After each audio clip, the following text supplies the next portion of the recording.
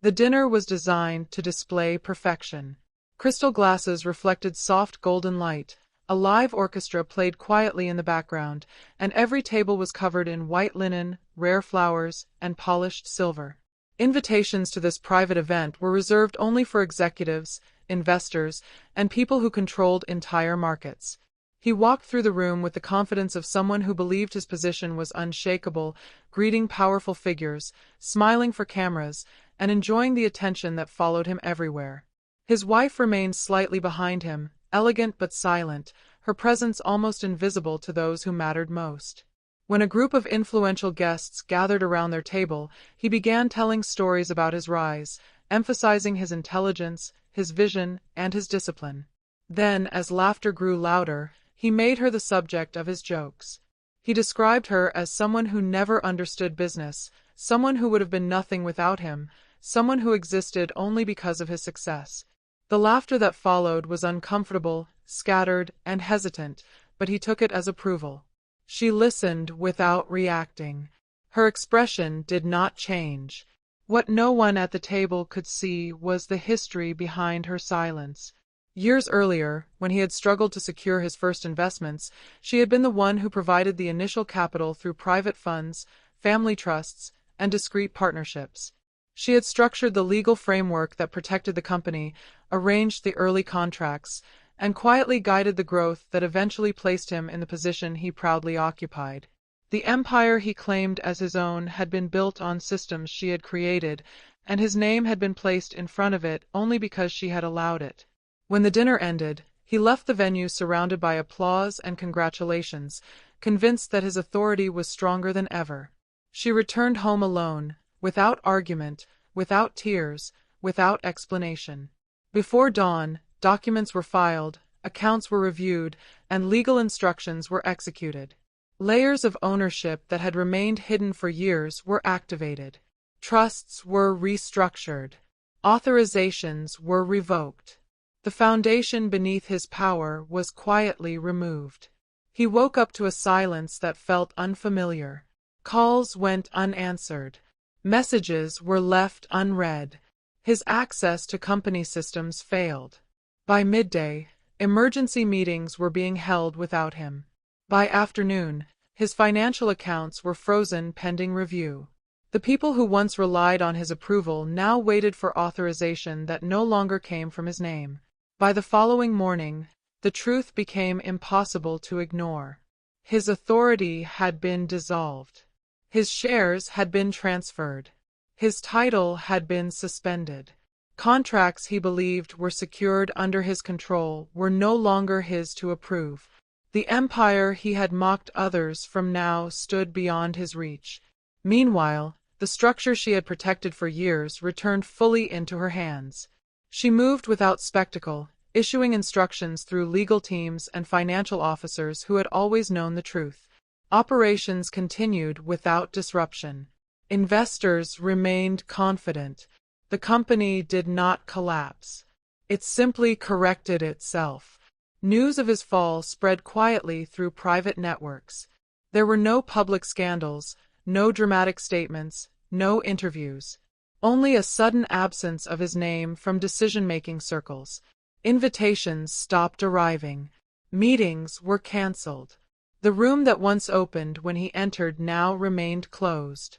He spent the following days trying to understand how everything could vanish so quickly.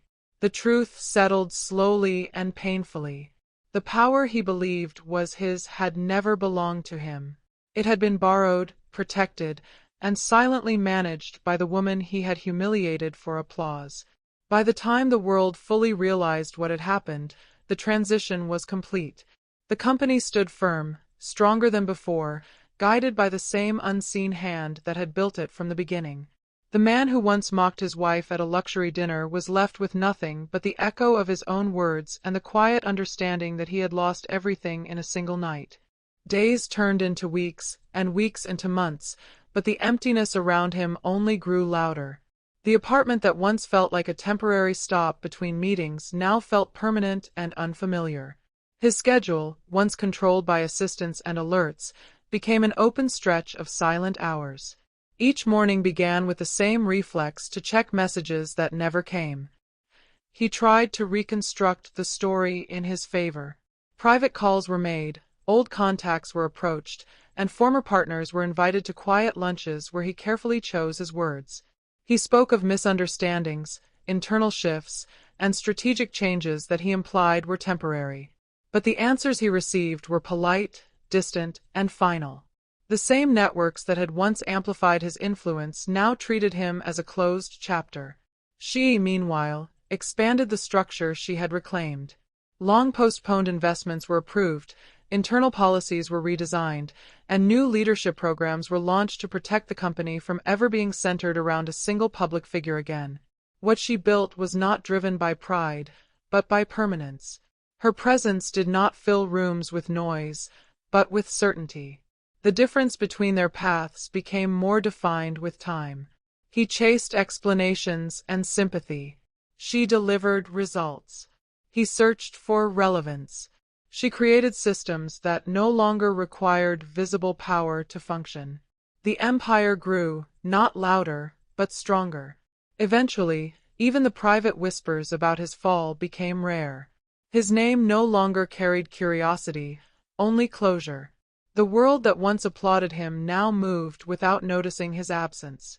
And somewhere, away from crystal chandeliers and quiet orchestras, he faced the final truth that no contract could protect him from. The greatest loss was not the wealth or the title. It was the realization that the woman he had mocked in search of laughter had been the silent foundation of everything he believed was his. Time continued its steady work, softening the edges of what had once felt like a sudden collapse, but never erasing the consequences. He adjusted to a smaller world, one measured not by meetings and deals but by long pauses and unanswered plans. The confidence that once came from controlling rooms of powerful people was replaced by caution, and eventually by restraint. Even simple conversations carried a weight that had not existed before.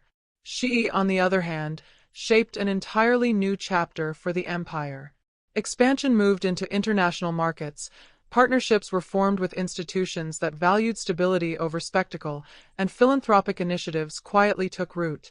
Scholarships were funded, innovation centers were built, and programs were created to support leaders who understood that authority was a responsibility rather than a performance.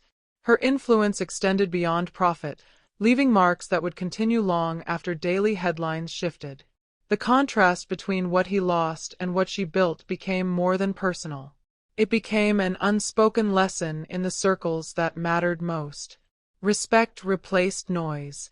Structure replaced ego. Quiet leadership replaced fragile pride. Without speeches or statements, the example was set. And though he never publicly admitted the depth of what had happened, the truth remained with him in every quiet moment. The dinner that had once felt like a victory had been the beginning of the end. The laughter he had chased had cost him the foundation of his world. What remained was not anger, but understanding. The kind that arrives only after everything else is gone. That understanding followed him into the years that came after. It changed the way he listened, the way he spoke, and the way he measured his own worth. Without the armor of status, every interaction felt more honest, more fragile, and more revealing. He was no longer surrounded by people who mirrored his power. He was surrounded by silence, by space, and by time to remember. She continued to build, not with urgency, but with vision. Entire divisions were redesigned to operate independently, leadership teams were trained to value long-term stability, and the company's name became associated not with a single figure, but with reliability and integrity. Investors trusted the structure because it no longer depended on image. Employees felt protected by systems that did not shift with personality. In quiet ways, her influence began to reach beyond the company itself. Industry standards evolved. New ethical benchmarks were adopted. Partnerships were formed around transparency rather than spectacle. The empire that had once centered on a single public face transformed into a model others studied. He watched from a distance, no longer as a rival or a threat, but as a reminder of what pride can erase. The fall had not been loud. It had been precise.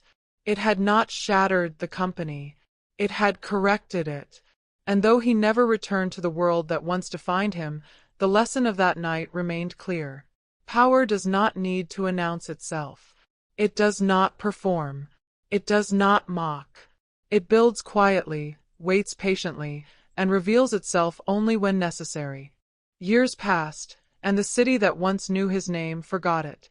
New towers rose, new companies dominated headlines, and new leaders took seats in rooms he had once controlled. The world did not pause for what had happened. It simply moved forward.